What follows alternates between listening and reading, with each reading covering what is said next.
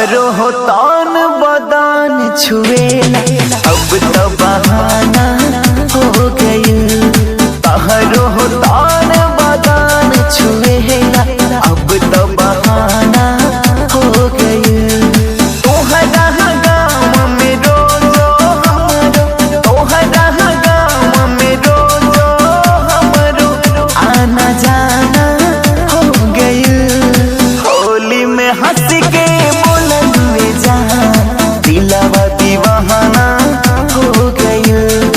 होली में हंस के बोलनुए जहाँ दिलवा दीवाना हो गई।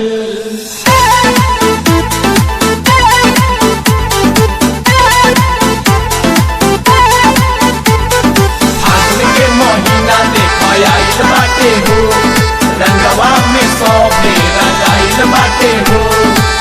बहिया हमें है आजा रानी करब नाही तंग हो। फागुनी बेहरिया कहता करे खाती जंग